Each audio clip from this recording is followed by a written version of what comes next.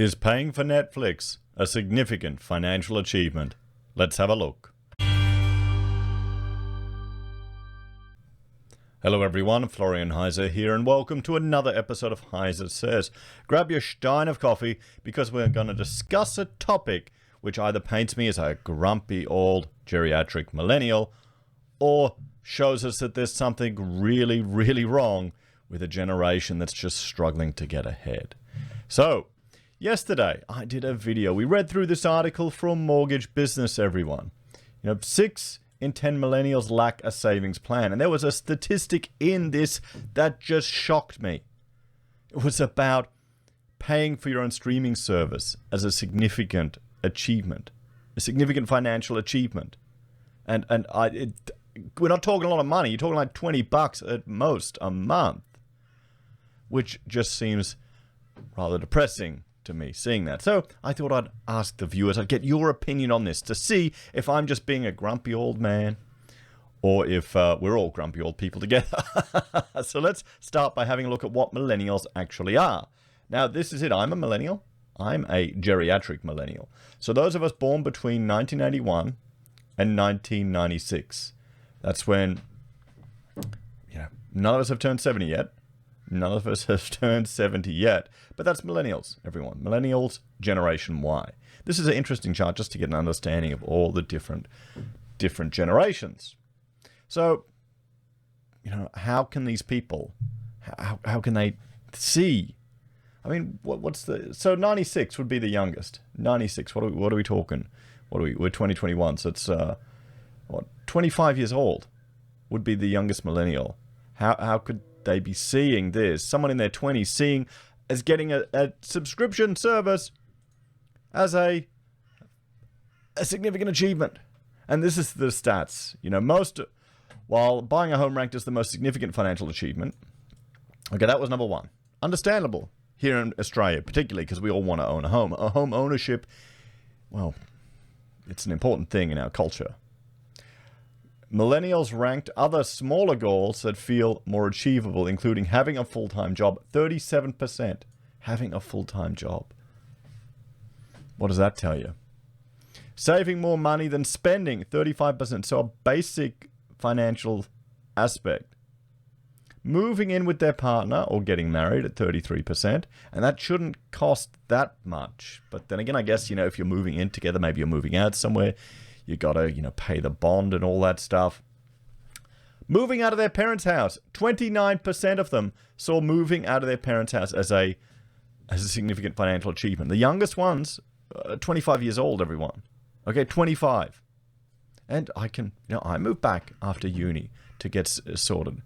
But you gotta understand, guys. It's not a good sign when 30% of them are doing that. And here's the one, a fridge full of groceries at 22%. This was an issue for Rachel. She, growing up, was always worried about having enough food and in the house. So probably why she likes buying an entire beast and having a freezer full of it. And here's the one that really got me worried. 12% said paying for their own streaming service.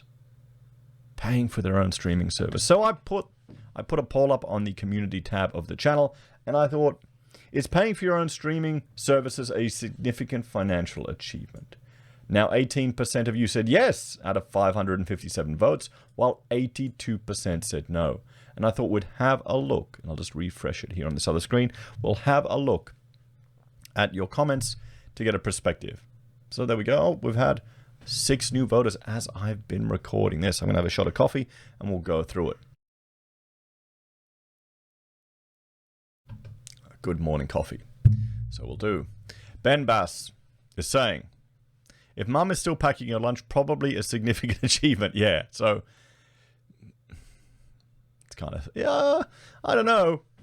Well, grandma, my mother, Oma, comes up. She'll visit today with the kitten. She'll bring a whole lunch for everyone, cook for them all, everything. It's kind of different though, isn't it? It's spoiling the grandkids.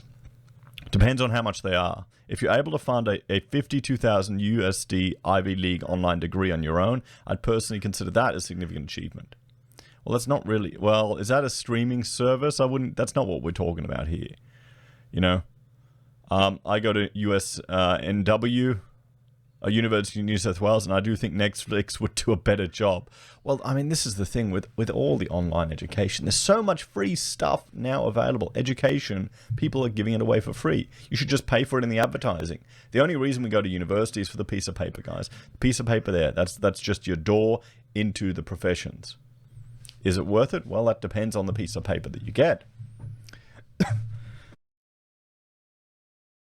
Maskman 5. This is just nuts, but anyone not nuts these days deserves to be in a mental institution.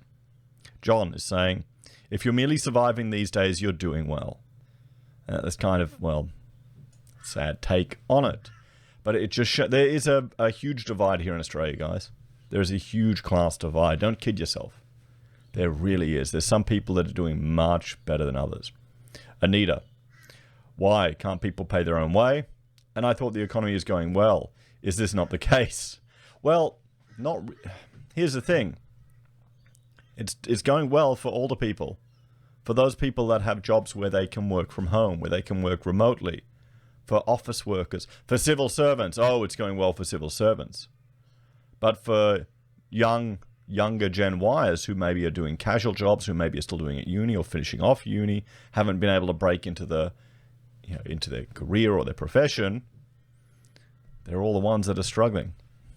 Echo, echo. These days, yes. I know millennials who don't pay for their own mobile phone bill, let alone broadband, rent, and so on. Bank of mum and dad is keeping it all going. Well, what do you expect when we shift so many jobs offshore to China and India alongside automation? Even those jobs done in China and India will be automated out of existence in 10 years, and then what? I can only see things getting worse because we aren't enlightened. How come all this technology and knowledge hasn't resulted in cheaper and cheaper houses? Because the system is outdated and rubbish, and corruption at the highest level to maintain the status quo. Well, it hasn't resulted in cheaper and cheaper houses because of a lot of government intervention in it. A lot of regulation, a lot of red tape, a lot of hoops to jump through. Here in Queensland, they implemented energy rating requirements for houses. So what does that mean? It means you have to pay for a report. You have to pay for a stupid report that costs you hundreds to thousands of dollars. What value does it add? It's a joke, but it's good politically. The hippies love it. The champagne sipping socialists that like putting rules on everyone, they love that stuff. They think they're doing good. Oh, I just had a flashback. I went to a park in a suburb here in Brisbane, and they had to teach people. There was council workers there. They had to teach people because it was a very diverse park. They had someone there teaching people how to put rubbish in a bin because they've come from cultures where they don't have bins. I don't know why I went to that, but that just shows you, government spending, guys, government intervention. That's driving up housing. And the thing is with housing, a lot of people would push for, well, housing isn't getting cheaper because they're getting bigger. They're getting bigger to build. People want bigger houses. If you go back to what you had in the 80s and the 70s, you'd start with a smaller house. You'd start with a little two better. And you can still get a little two better, bricky, slapped up for about 150 grand plus land. It's the land that's getting expensive. But people want more. They want 3 bedrooms. They want 4 bedrooms. They want the media room. They want the family room. The houses are growing to the point where they've got no backyards. So that's another aspect of it. With the jobs offshoring and automation, well, I think the offshoring has got more to do with how much of a pain it is to hire people in this country. Try firing someone. It's a nightmare. You've got to jump through hoop after hoop after hoop. And you've got the unions pushing for this, and the other. And you've got a culture of people who are used to all these conditions, and it just keeps growing and growing and growing. So businesses offshore, people offshore, they find ways to automate the work. Now, the benefit of that is hopefully you've got more advanced jobs that people can do. We've been through these industrial revolutions in the past. And, when you move from agrarian to industrial, and now there's another revolution going on. New opportunities arise, everyone. Think of all of the jobs that people do now that never would have existed. Who would have thought social media, manager would have been a job? All this other stuff, these weird things that are now jobs. So opportunities arise. It just takes some time. So be Tiger, my motto. If it's not free, it's not for me. Well, yeah, the only streaming services we use are free. Ben Vell. I'm glad I'm not a millennial based on this study. Born in 98. Net worth 60 grand at 23 with no debt puts me in about the top 10% of my generation. I gave my heart there. That's really good. What's the name of your YouTube OnlyFans channel? I saw a tweet. Someone was responding to Elon saying, my wife's about to leave me. I put all my money, our house saving money in Dogecoin, and now I'm ruined and my wife started an OnlyFans. Wow. That's kind of sad. Been working since I was 16. Now I have a graduate position as an undergraduate in the financial planning industry. Good for you, bud. Great job. Yeah, that's it. Once you have achieved financial stability and a steady passive income stream, you can hope to find something worthwhile to do that your peers are busy searching for. George has got the right message. He's got it. Once you get financial stability and passive income, then you don't need to dwell on money as much. Taba Cop. These names. Why don't you people use normal names anyway? Anyway, should add to the list. I don't waste my money on poo-poos. Rider Knight. What's with the question? Are you being paid for this? Well, in a roundabout way, yes, because I create content from it, and then you can watch it. What? No, he ties his community tab into his videos, and it's a way for some feedback and forth with the audience. Yes, very good. Thank you. Well, that's what I'm trying to do. That's the advantage of it. We can get some back and forth here, guys. As I'm recording this early in the morning, having my coffee in bloody cold Brisbane. Oh, I hope it doesn't snow here. You're hearing the news, everyone? It's just going crazy. It's freezing. So you know what I do every time it gets winter and it gets cold. That's when I decide to shave the beard for some insane reason. In today's economy, yes, according to George, not an essential, no thanks. So there we go, and we'll refresh that to see if there have been any more comments as we've been recording that, or any more votes that have shifted it. No, it's all stayed the same. Still 18% think it's a significant financial achievement, which is actually a bit higher than the millennials. Now, I don't know if it's just people taking a piss take, which probably could be, judging by some of the people that view the channel, and myself included. But 82% are saying no. I mean, it should not be a significant financial achievement, guys. It really shouldn't. Moving out of home in your 20s, a bit understandable today, particularly with housing costs. Having, saving more money than you spend, 35%, that shouldn't be happening if you're still living at home. A fridge full of groceries, that's just kind of depressing. If you don't have enough stockpile of food. But then again, I kind of want an empty fridge. You want to eat every single thing. When we were doing it tough, I told Rachel we cannot spend any money for such and such, a month. We can't spend a cent. We need everything we need to pay these bills. So don't buy anything. And she didn't. She did not. And we ate everything we had, every little bit of food. I think we still have some wheat and rice left over, which is, that's kind of a handy thing. Don't go shopping until you've run out of all of your food. Eat everything, even the stuff you don't like. That stops food wastage. There's a money-saving tip. But there's 12% paying for streaming services. I mean, let's look at how much is Netflix. We had it here in Australia, but it's just full of such woke garbage, guys. I couldn't stand it. How much is it? When do I cancel? What can I watch? What is Netflix? Here we go. How much does it cost? So $11. $11 to $20. There you go. But yeah. So guys, what's the solution to this? I think there's a few things. The first is we need to increase general financial literacy. I have less confidence in the education system doing that, but people now have access to YouTube, and there's a whole lot of great YouTubers out there that do, that focus purely on that. My 2 cents. Dave Ramsey, if you some Southern Baptist American anti-debt, there's the Plain Bagel. There's a whole lot of people that just, the FIRE movement as well. Financial independence and retire early. That's fantastic.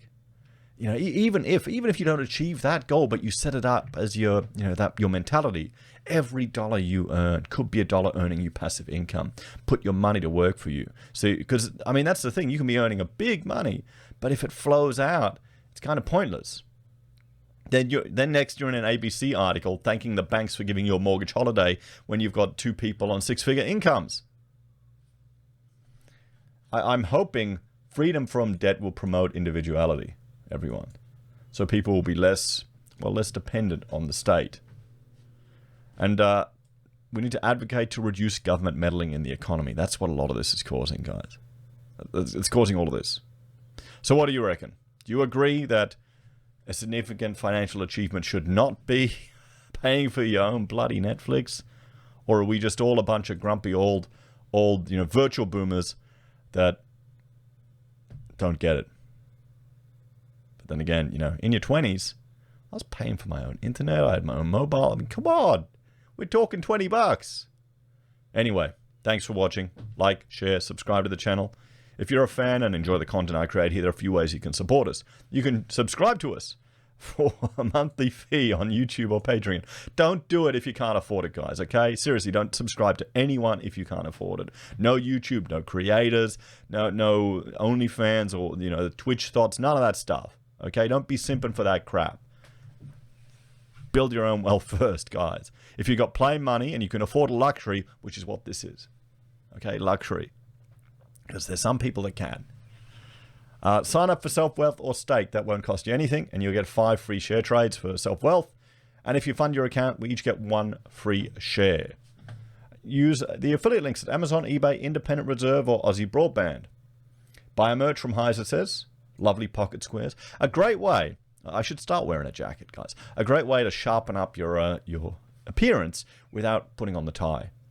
I know in Queensland it gets so bloody hot, I can't be bothered doing a tie. I haven't done one for so long, but still. Or you can support us using Gold Pass or good old PayPal. Take care, everyone. Have a great day, and I'll see you next time. Bye for now.